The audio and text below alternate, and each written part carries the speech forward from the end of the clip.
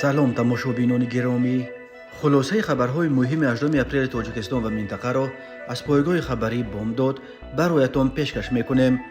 شروع میکنیم از یک نگاه کوتاه به سرخط خبر مهم روز در این برنامه. امام علی رحمان برای استقبال شفقت میرزیویف خودش شخصا به فرودگاه رفت. تقدیم عنوان اوفیس خلقی تاجیکستان به یلدوز عثمانووا، آزادبک نظربک و مناجات خان یولچیووا. اخراج یک پناهجوی تاجیک از پولشا برای رابطه‌هایش با داعش خراسان.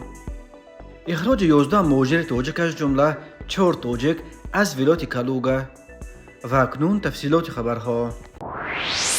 پرزیدنت ازبکستان شفقت میرزیویف روز 18 اپریل سال 2024 با سفر دولتی وارد تاجیکستان شد. سفر او 2 روز دوام می‌کند و قرار است در جریان آن بین دوشنبه و تاشکند 28 سند نو همکاری به امضا برسد. خدمات مطبوعات پرزیدنت تاجیکستان خبر داد که در فرودگاه بین المللی دوشنبه میمان اولی قدر را برای نشان احترام و صمیمیت عالی و حسن همسایگی و برادری شخصا خود امام علی رحمان استقبال گرفت. معمولا برای پیشواز سران کشورهای دیگر به فرودگاه یگان عضو بلندپایه حکومت را میفرستند. امام علی رحمان شفقت میرزیویف را به تاجیکستان خیر و مقدم گفته اظهار اطمینان کرده است که سفر دولتی او به تاجیکستان به تحکیم و توسعه همکاری، دوستی، مناسبت‌های شریکی استراتژی و همپیمانی دولت‌ها مساعدت خواهد کرد. سفر دولتی پرزیدنت کشور همسایه 2 روز ادامه یافته روز 19 اپریل خاتمه می‌یابد.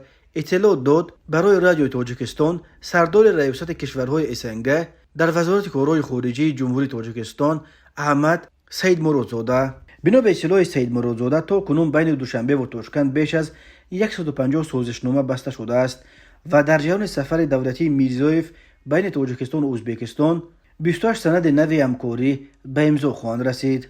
سید مرادزاده گفت با 600 میلیون دلار حجم سالانه تجارت خارجی ازبکستان در پنجگانه اول شریکان تجارتی تاجیکستان قرار گرفته است، ولی سران دولت‌ها وظیفه گذاشتند که گردش مال بین دو کشور در آینده نزدیک باید به 1 میلیارد دلار رسانیده شود. در حاشیه سفر دولتی میرزیویف به دوشنبه یک زمره چهاربینی‌ها از جمله فرم صاحبکاران و سرمایه‌گذاران دو کشور، نمایشگاه محصولات ازبکستان، روزهای فرهنگ ازبکستان در تاجیکستان، نمایشگاه محصولات کشاورزی و هنر و عنعنه‌های کشور همسایه در باغ کوروش کبیر پایتخت، فرم زنان و فرم رکتوران مکتب‌های عالی دو کشور برگزار می شود. این دومین سفر دولتی میرزیویف به تاجیکستان است. سفر یکم او در ماه مارس سال 2018 صورت گرفت. با نتیجه های تاریخیش از جمله بیکار کردن نظام روادید بین دو کشور همسایه، باز کردن گذرگاه مرزی و افتتاح دگرباره پروازهای هواپیماها و رواهای اتوبوس‌ها، یک سفر تاریخ ساز در روابط تاجیکستان و ازبکستان دانسته می شود. میرزیویف بار آخر سال 2021 با سفر رسمی از تاجیکستان بازدید کرده بود. امام علی رحمان نیز ماه آگوست سال 2018 به ازبکستان سفر دولتی داشت و سال 2021 سفر رسمی. این به استثنای دید و بازدیدهای آنها در حاشیه نشست‌های منطقوی است. شفقت میرزیویف که 67 سال دارد و سال 2016 یعنی قریب 8 سال باز رهبری ازبکستان پر اهالی ترین کشور آسیای مرکزی را در دست دارد. در تاجیکستان و منطقه به خصوص در بین مردم عادی از آبروی ویژه برخوردار است. یاچک دبرژینسکی سخنگوی وزیر هماهنگسازی نیازهای امنیتی پولشا یولایستان روز 16 اپریل سال 2024 خبر داد که یک شهروند تاجیکستان را از این کشور عضو اتحادیه اروپا برای علاقه‌هایش با سازمان‌های تروریستی داعش خراسان دپورتاسیون کردند. بنا به معلومات اگنتی امنیت داخلی پولشا، این پناهجوی تاجیک همچون عضو داعش توسط خط سرخ اینترپول در جستجوی بین المللی قرار داشت. شهروند تاجیکستان که همچون عضو داعش توسط اینترپول جستجو میشد، با طلب رهبر اگنتی امنیت داخلی از قلمرو پولشا اخراج کرده شد. معین کرده شد که او چندین سال باز به فعالیت تروریستی مشغول بوده، از جمله در منطقه نزاع مسلحانه در خاورمیانه فعالیت داشته است. او همچنین با اعضای سازمان داعش خراسان که برای آمادگی به حمله های تروریستی در کشورهای اروپا تحت تفتیش قرار دارند رابطه داشته است. گفته می شود در گزارشی که یاچک دبرژینسکی در شبکه ایکس و سابق توییتر نشر کرد. کارمندان اگنتی امنیت داخلی پولشا این شهروند تاجیکستان را در مرکز این کشور در حال دستگیر کردند که او در اینجا با معلومات قلبکی به سر می برد. شهروند تاجیکستان را برای 10 سال از حق ورود به پولشا و دیگر کشورهای عضو منطقه شنگن محکوم کردند. دپورتاسیون روز 11 اپریل سال 2024 صورت گرفته است.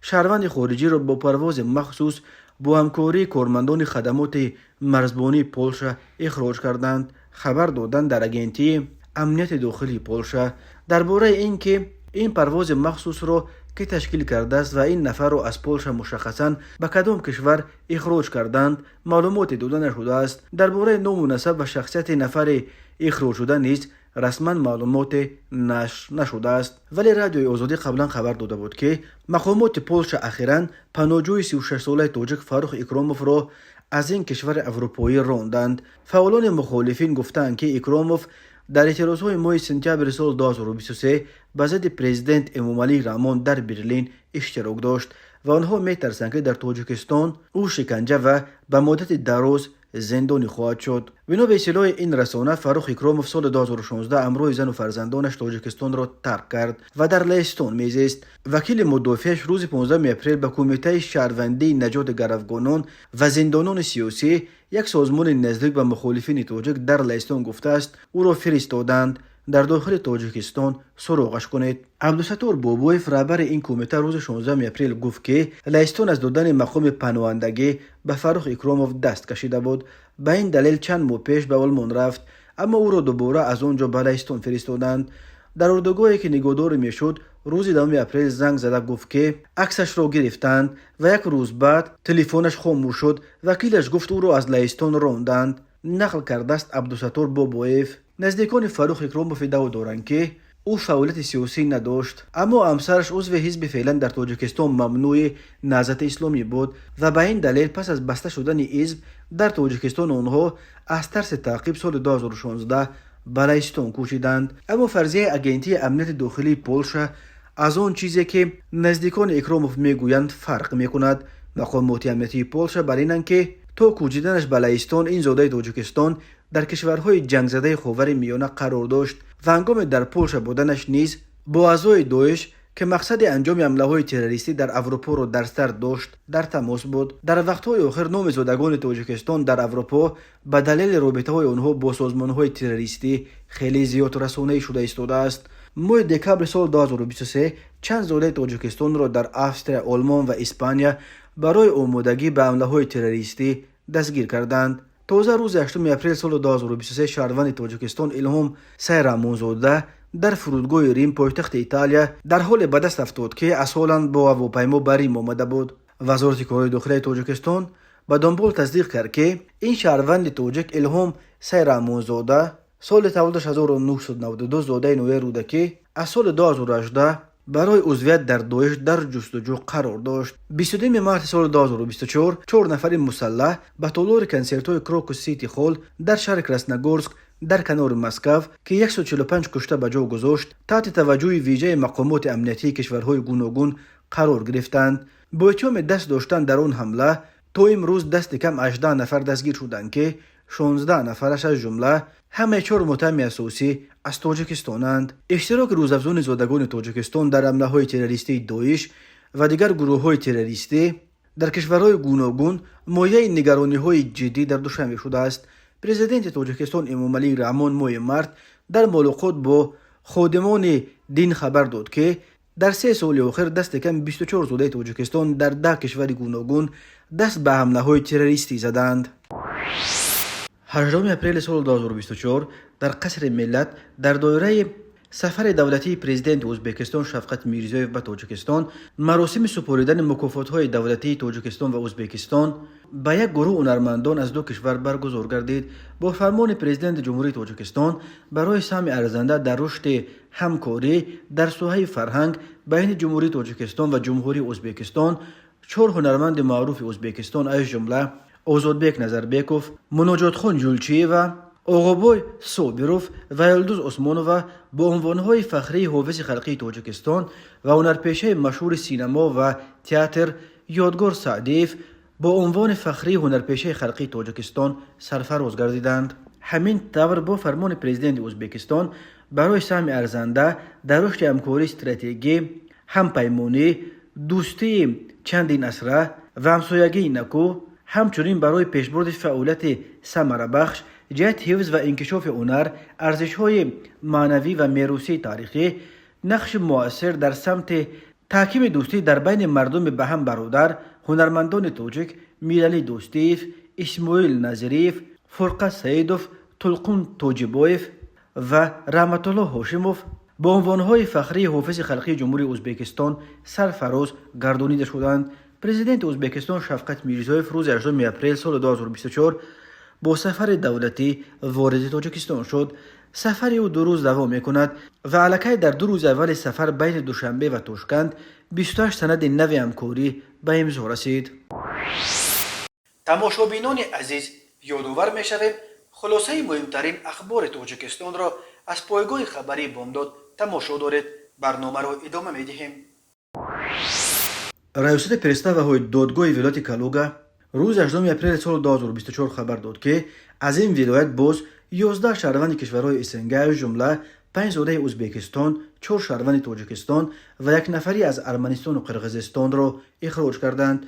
گفته می شود اخیراً به پرستاوهای کالوگا 11 قرار دادگاه درباره از این ولایت و از روسیه بیرون کردن شهروندان خارجی که قانونهای مهاجرت را ویران کردند رسید. این خارجیان را تا زمان تهیه سندهای اخراجشان در بازداشتگاه مخصوص نگاه داشته بودند. پرستاو اخیراً 11 مهاجر غیر قانونی را تا خط مرز در فرودگاه شهر مسکو پایتخت روسیه بردند. از آنجا آنها به وطن خودشان پرواز کردند.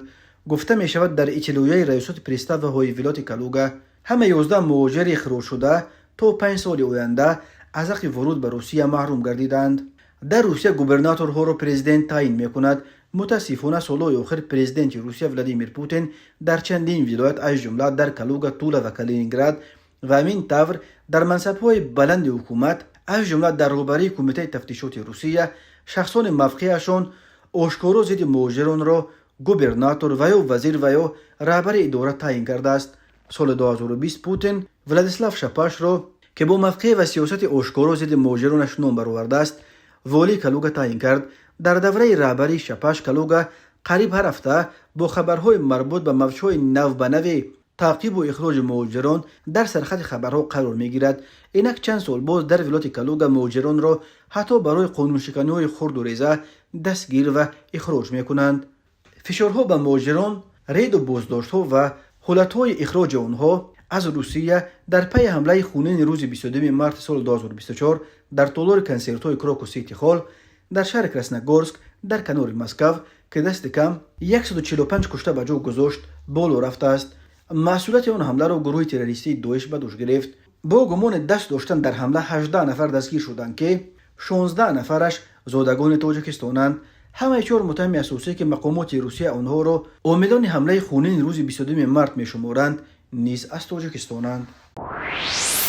وزارت کارهای داخلی تاجیکستان روز 17 اپریل سال 2024 با نشر یک اطلاعیه ویژه خبر داد که مقامات در پی تهیه رویخط یگانه افراد میباشند که از حساب فال بینی، سیر و جادو، نوشتن تومار و تشتاب و دیگر راهها به عقیده مقامات مردم فریبی روز میبرند و آنهایی که غیر قانونی تعلیمات دینی میدهند رویخط کرده میشوند. وزارت کارهای داخلی افزود در این زمان مجازات برای چنین اعمال نیز شدیدتر گردیده بر اساس تغییر و علاوه هایی که باید به قانون وارد کرده شوند برای سیر و جادو، فال بینی، تومار و تشتاب دهی و تعلیمات غیر قانونی دینی جزا در نمود کارهای مجبوری به مدت تا 6 ماه تعیین کرده خواهد شد. در اطلاع وزارت کارهای داخلی چنین گفته شده است در قلمرو جمهوری تاجیکستان کارهای سنجشی و پروفیلاکتیکی اوید به پیشگیری قانون شکنی‌ها وابسته به رعایت نگردیدن طلبات‌های قانون‌های جمهوری تاجیکستان درباره تنظیم عنعنه و جشن و مراسم، درباره مسئولیت پدر و مادر و تعلیم و تربیت فرزند، درباره آزادی وجدان و اتحادیه‌های دینی و غیره ادامه دارد. در این زمان در این زمینه نظارت از بالای شخصانی که به سیر و جادو، تعلیمات غیر قانونی دینی، ملاهای تومار و تشتاب دهنده عملی کرده شده برای این گونه شخصان فهرست یگانه به قیدگیری جاری کرده شده است. وابسته به چنین قانونشکنی‌ها در قانونگذاری جمهوری تاجیکستان اوید به پرزور نمودن جوابگری جنایتی و مأموری تغییر و الوه‌ها وارد شده ایستادند. به شخصانی که به مردم فریبی یعنی سیر و جادو، فولبینی و تعلیمات غیر قانونی دینی مشغولند، جزا در نمود منت مجبوری به مهلت تا 6 ماه تعیین کرده می شود. تا کنون جزا برای فولبینی و سیر و جادو و همین طور برای تعلیمات دینی جریمه بود. هشدار وزارت کارهای داخله درباره ترتیب دادن رویخط سیاه فولبینا و جادوگران و سخت‌تر کردن جزا برای چنین اعمال در حالی است که طوری به نظر می رسد اخیراً در تاجیکستان یک معرکه گسترده به ضد افرادی که زیر لباس طبیبان خلقی به فولبینی و سیر و جادو مشغولند برای انداخته شده است. تنها از اول ماه مارس و تنها در ولایت ختلون علاقه بیش از 50 نفر را برای عملهای چون فولبینی و سیر و جادو و دیگر شکل‌های فولبینی دستگیر کرده به جوابگری کشاندند. در تاجیکستان از سال 2006 فولبینی و سیر و جادو قانونا منع کرده شده، برای آن در قانونگذاری جزاهای مأموری پیش بینی شده است. در نتیجه گذراندن چهاربینی اپراتیوی جستجویی از جانب کارمندان میلیشیا معین کرده شد که جوان 22 ساله ساکن شهر دوشنبه که پیش با ماده 244 کودکس جنایتی جمهوری تاجیکستان سود شده است، 7 اپریل سال 2024 تخمینا ساعت 08:30 هنگام قرار داشتن در منزل موقتیش در شهر خوجند از آنجا یک عدد نوتبوک تمغه لنووا که به همخانه‌اش جوان 20 ساله ساکن شهر پنجکین تعلق داشت دزدیده از جای حادثه غیب شده است.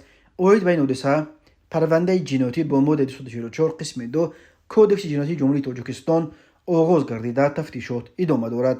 به شعبه وزارت کارهای داخله در ناحیه اسماعیل سامانی با عریضه مرد 31 ساله ساکن ناحیه رودکی مراجعت نموده است که ماه مارس سال 2024 مردان 50 و 47 ساله ساکن شهر دوشنبه و ناحیه رودکی با روی فریب به باوریش در آمده از او 32,000 سومانی گرفته وعده دادند که او را با همراه مادرش برای زیارت حج عمره روان میکنند، اما وعدهشان را تا حال اجرا نکردند. همچنین از جانب کارمندان میلیشیا هنگام تفتیش پرونده جنایتی معین کرده شد که مرد 36 ساله ساکن شهر دوشنبه که پیش با ماده 247 کودکس جنایتی جمهوری تاجیکستان سود شده است، ماه اکتبر سال 2021 با روی فریب به باوری زن 40 ساله ساکن پایتخت در آمده از او یک عدد автомاشین تمغه تویوتا کامری را که ارزشش 135,000 سومانی می باشد گرفته وعده داده است که در مدت 2 ماه مبلغش را به پورگی برمیگرداند، اما نام برده تا حال وعده‌اش را اجرا نکرده است.